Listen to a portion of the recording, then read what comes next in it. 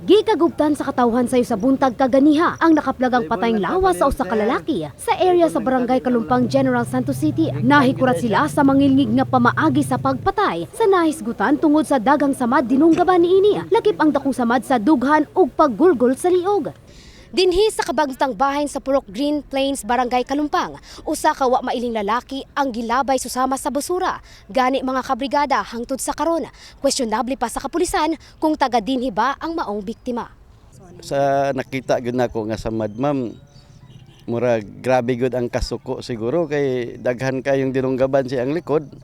Gitigbas kaduha yang dughan, halos ni gawas siyang kasing-kasing.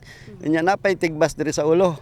Halos maputol ang ulo. Sa pag-imbestiga sa scene of the crime operatives Consoko nga anaa sa sobra 30 ang samad dinunggaban nga naangkon sa biktima ug hait pa nga hinagiban ang gigamit sa krimen. Different kinds, may stab, may incise, na sugat sa harap, sa dibdib sa likuran. Mas marami yung sa likod kaysa doon sa harap. Ang malaking sugat niya is nasa dalawa sa dibdib, saka sa liig yung ang malalaking sugat. Dihang ana-ana sa lokal nga punerarya sa Jansan, giila ang namatay nga mao si Bobby Balyubar, 35 anyos, nga kanhing matador sa usa ka slaughter sa Jansan ug karon nagabaligya na lamang og karne sa baboy. Base sa kabanay sa asawa niini, nga kagahapon pa nila kining ginapangita apan nakadawat na lamang og impormasyon nga gidagit na kini sa usa ka van.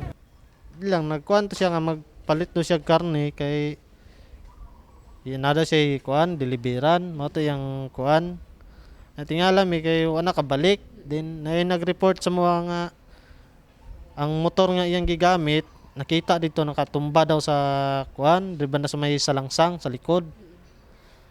Then pag adto dito positive man nga ang motor pero wala na siya. Then ang kuan sa kuan ay mga bata nga nakakita nga na daw puti nga van nga nagkuan daw siya ha bali kuan baligi babagan daw siya sa van ba. Then sa pilitan daw siya gisulod sa kuan sulod sa van.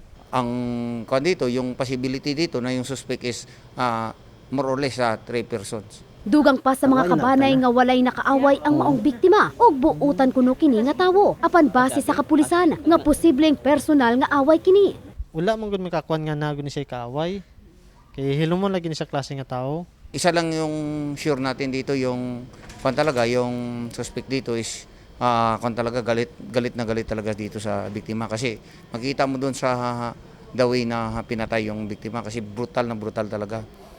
And then yung weapon used dito is tatlong klase kasi yung kuan dito is yung medyo mayroong knife, dalawang klase ng knife at saka yung kuan dito yung most probably yung isa bulo kasi tinadtad dito sa kanyang hiwa. Sa kasamtangan, padayon pa ang pag-imbestigang ginabuhat sa mga otoridad aron madakpan ang sikin sa mga responsable sa maong krimen. Faith Dandoy, Brigada News.